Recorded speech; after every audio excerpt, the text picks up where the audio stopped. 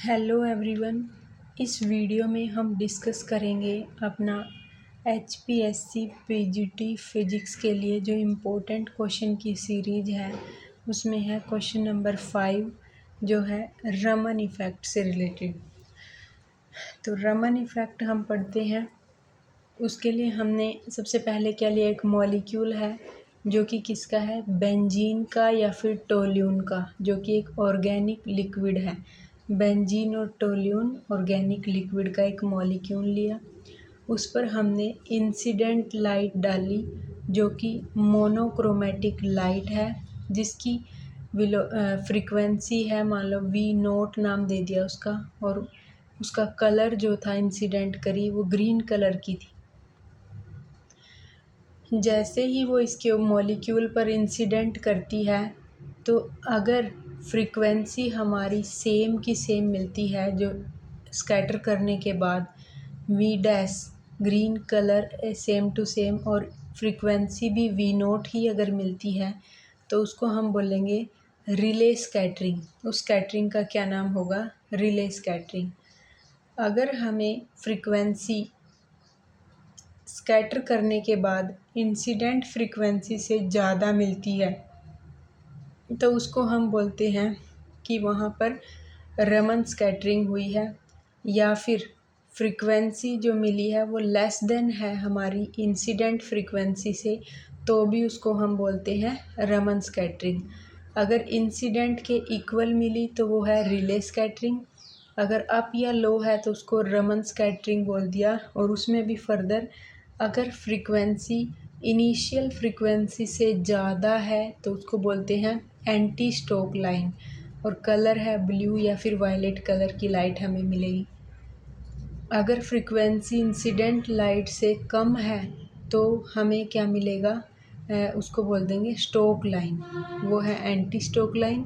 Otherwise क्या मिलेगा, stock line. Colour उसका रेड कलर का हो गया। या तो ये डायग्राम बना के आओ, अदरवाइज़ ये भी बना सकते हैं कि हमें एक सैंपल ले लिया जिसका नाम दे दिया रमन सबस्ट्रेट नाम दिया, इंसिडेंट लाइट आई और कितने टाइप की स्कैटरिंग हुई, या तो रिले स्कैटरिंग होगी या फिर हमारे पास स्टोक स्कैटरिंग होगी या फिर एंटी स्टोक रमन स्कैटरिंग होगी। या फिर ये डायग्राम बनाओ कि हमारे पास एक फ्रीक्वेंसी का और इंटेंसिटी का ग्राफ बनाएंगे कि अगर फ्रीक्वेंसी जो हमें स्कैटर करने के बाद मिली है वो इंसिडेंट फ्रीक्वेंसी के इक्वल है, तो उसके लिए पीक जो मिलेगी इंटेंसिटी की फ्रीक्वेंसी के साथ वेरिएशन, तो उसको बोलेंगे रिले लाइन। और कलर क्या है, ग्रीन कलर का। अगर हमें फ्रीक्वेंसी इंसिडेंट फ्रीक्वेंसी से लेस मिलती है तो हमें जो स्टोक मिला है वो स्टोक लाइन मिलेगी और स्टोक रमन स्कैटरिंग बोलेंगे। कलर इनका देखो रेड कलर है और जिनकी वेवलेंथ क्या है, ज़्यादा है। अगर हमारी फ्रीक्वेंसी ज़्यादा है इंसिडेंट फ्रीक्वेंसी से तो इसका मतलब उनकी क्या है, वेवलेंथ कम है, तो वो बोलते हैं, उनको बोलेंगे anti stoke Raman scattering. Blue या फिर वायलेट कलर में आ जाएंगी वो।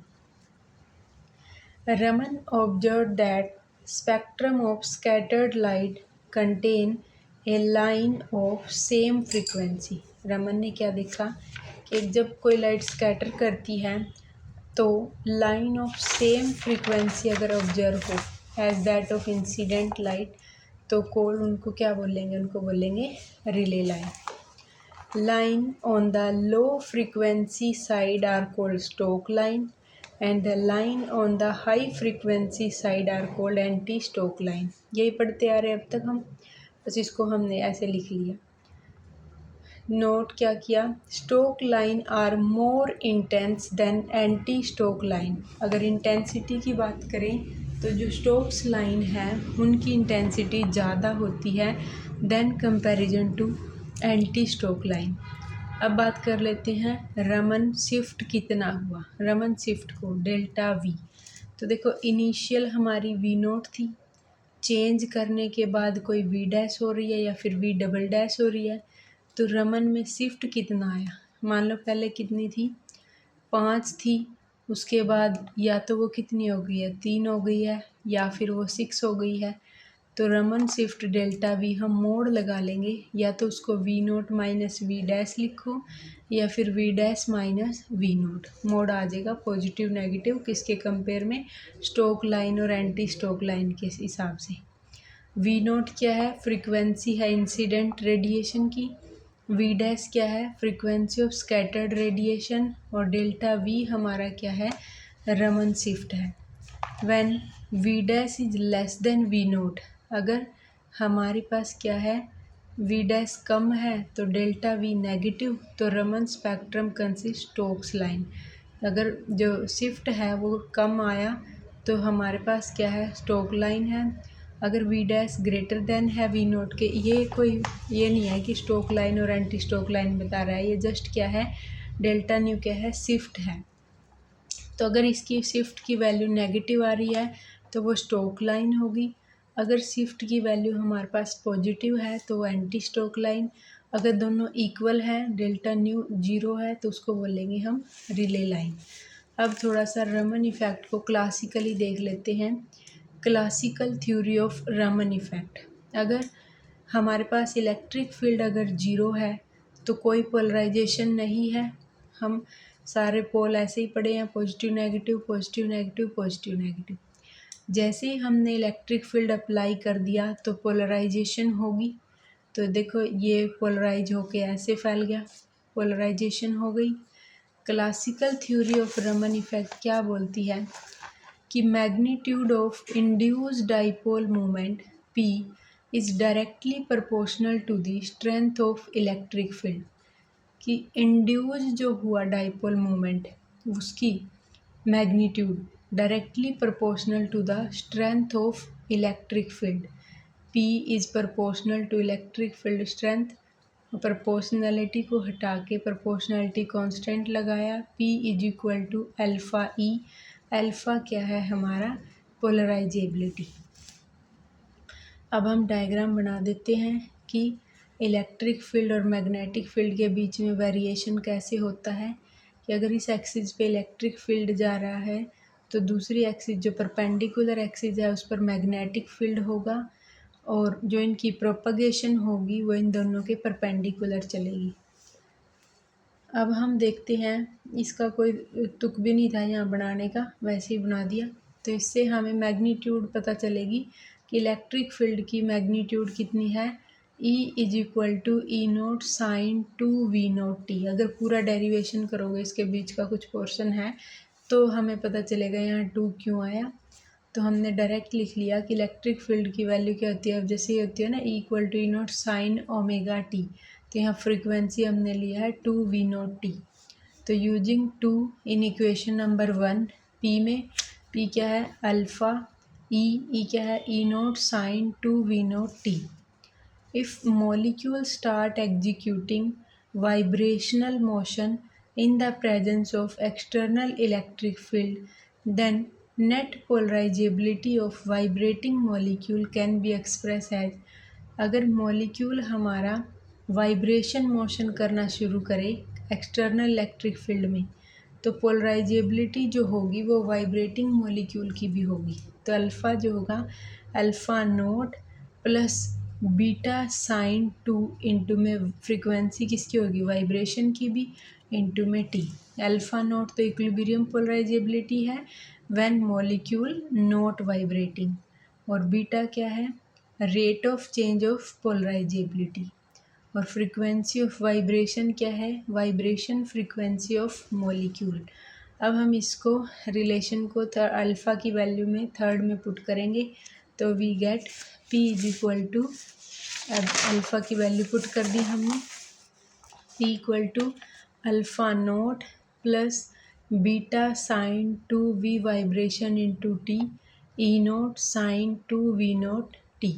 तो P की वैल्यू क्या आ गई, alpha nought E note sine 2v0 into t plus beta E nought by 2, क्योंकि इसको सोल्व करेंगे ना साइन ए साइन बी को, तो क्या बचा, cos v nought minus v vibration into 2t minus beta E nought by 2 cos v nought plus v vibration into 2T। V nought यहाँ पर क्या है, Rayleigh line, v nought minus v vibration क्या है, स्टोक लाइन, और we nought plus v vibration क्या है, anti stock line. ये तो था क्लासिकली।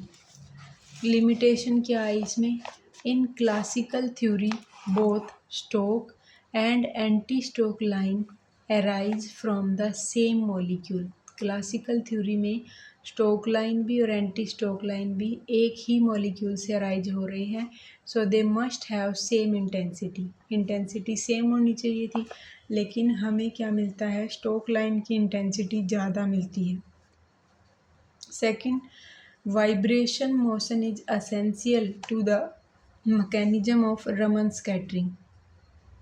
इन्होंने वाइब्रेशन पोर्शन भी काउंट किया है, तो रमन स्कैटरिंग में वाइब्रेशन पोर्शन भी असेंशियल है, but at ordinary temperature vibration state are very few. लेकिन सिंपल नॉर्मल टेम्परेचर पर वाइब्रेशन स्टेट पॉसिबल ही नहीं है। तो ये तो थी क्लासिकल थ्योरी और उसकी लिमिटेशन। यहाँ तक अगर क्लासिकली पूछे तो यहाँ तक करके आना है। अब स्टार्ट करते हैं quantum theory of Raman effect. अब हम देखते हैं एक मॉलिक्यूल लिया, जैसे ही इंसिडेंट वेव फॉल करेंगी, कुछ एनर्जी आएगी, फॉल करेगी वी नोट। अगर कोलिजन होगा इलास्टिक कोलिजन तो फ्रीक्वेंसी हमें बाद में भी सेम ही मिलेगी, V dash is equal to we nought, और एनर्जी थी equal to H nu nought. Elastic collision हुआ, नो एक्सचेंज ऑफ एनर्जी, तो इसको बोल दिया हमने रिले लाइन। अगर क्या होता है, इंसिडेंट करती है फ्रीक्वेंसी किसी मॉलिक्यूल पर, जैसे इंसिडेंट करी, अगर उसने उसका कुछ पोर्शन फ्रीक्वेंसी का एब्जॉर्ब कर लिया, तो लास्ट में जो फ्रीक्वेंसी हमें मिलेगी वो अगर एब्जॉर्ब करने से वो कम हो गई, तो लास्ट इंसिडेंट फ्रीक्वेंसी से अगर कम फ्रीक्वेंसी है तो कोलिजन कौन सा हो रहा है, इनइलास्टिक कोलिजन, क्योंकि एनर्जी थोड़ा लूज हो रही है। तो मॉलिक्यूल एब्जॉर्ब कर लेगा पार्ट ऑफ एनर्जी को of incident photon, hence frequency of scattered photon will be less than the frequency of incident radiation, और उसको क्या बोलेंगे, स्टोक लाइन। अगर इंसिडेंट फ्रीक्वेंसी आई और जैसे ही वो उस पर फॉल करी, उसने उसको एक्साइटेड स्टेट में भेज दिया, तो जो बाद में फ्रीक्वेंसी रिलीज होगी उसकी फ्रीक्वेंसी इंसिडेंट फ्रीक्वेंसी से ज़्यादा हो, V dash greater than we nought, तो भी क्या होगा, कोलिजन तो अभी भी इनइलास्टिक कोलिजन है, तो हम जो लाइन मिलेगी वो एंटी स्टोक लाइन मिलेगी। In this molecule itself being in an excited state, molecule हमारा एक्साइटेड स्टेट में चला गया है, impart some of its energy to the incident photon, कुछ पार्ट तो इंसिडेंट फोटोन को देगा, hence frequency scattered will be greater than frequency of incident photon, तो जो फ्रीक्वेंसी स्कैटर करेगी वो इंसिडेंट फ्रीक्वेंसी से ज़्यादा होगी, हैंस जो लाइन हमें मिलेगी वो कौन सी होगी, एंटी स्टोक लाइन। ईपी क्या है, energy of molecule before collision, E Q energy of molecule after collision, V nought क्या है, फ्रीक्वेंसी ऑफ इंसिडेंट फोटोन, और वी डैश क्या है, फ्रीक्वेंसी ऑफ स्कैटर्ड फोटोन। अब देखते हैं कंजर्वेशन ऑफ एनर्जी। एनर्जी जो मॉलिक्यूल की बिफोर कोलिजन ईपी, प्लस जो हमने इंसिडेंट करवाई वो उसकी कितनी है, H nu nought is equal to after collision plus में स्कैटर्ड फोटोन की एच न्यू डैश, तो E P minus E Q, H H common ले लो, तो divide by H is equal to we dash minus v nought, या फिर v dash is equal to we nought plus E P minus E Q by H. If E P और E Q अगर equal हो, if E P equal to E Q, तो v dash is equal to we nought, क्योंकि ये zero हो गया तो इसको बोलेंगे Rayleigh line. If E P is less then E Q, अगर ई पी लेस है तो यहाँ देखो आप, तो तो ये क्या मिलेगा, नेगेटिव हो जाएगा अगर ये लेस है। तो v dash less than we nought, तो लाइन हमें मिलेंगी Stoke line. If E P is greater than E Q, तो v dash is greater than we nought, तो हमें जो लाइन मिलेगी वो कैसी मिलेंगी, एंटी स्टोक लाइन। उसके बाद अब हम देखते हैं आगे vibrational energy state of molecule. अब देखते हैं कि किस तरीके से वाइब्रेशन एनर्जी स्टेट बनेगी मॉलिक्यूल की। सबसे पहले हम रिले लाइन के लिए देख लेते हैं। वी नोट की वैल्यू जो है वो वी डैश के इक्वल है, V nought is equal to we dash. State में फ्रीक्वेंसी बना लेते हैं, V equal to 0, 1, 2 up to सोन higher virtual state. Frequency V nought थी, इंसिडेंट करने के बाद हम फॉल करने के बाद वी डैश मिली और we nought equal to we dash है, तो इनको बोलते हैं रिले लाइन। यहाँ V1 स्टेट से हायर वर्चुअल स्टेट में गया और हायर से फर्स्ट में आया। सेकंड में क्या है, वी डैश लेस देन है वी नोट से, स्टोक लाइन है। V nought V1 V2 higher virtual state. 1 से मान लो एक्साइटेड स्टेट में गया, एक्साइटेड स्टेट से दोबारा उसी स्टेट में आया, तो जो इंसिडेंट जो बाद में करने के बाद फ्रीक्वेंसी जो है वो लेस हो गई, तो इसका मतलब स्टोक लाइन। अगर क्या करता है, ग्राउंड स्टेट है 1, 2 सोन हायर वर्चुअल स्टेट में मान लो चला गया, और जब फॉल किया, अगर फ्रीक्वेंसी फॉल करने के बाद इनिशियल फ्रीक्वेंसी से ज़्यादा है तो एंटी स्टोक लाइन। बात वही है, चाहे क्लासिकली हो चाहे क्वांटम हो, बस थोड़ा सा फ़र्क है डिराइव करने का। अब बात कर लेते हैं सिलेक्शन रूल की for transition. For rotational quantum number is ±2। Rotation के लिए क्वांटम नंबर क्या है, +-2 है, that is delta J is equal to +-2।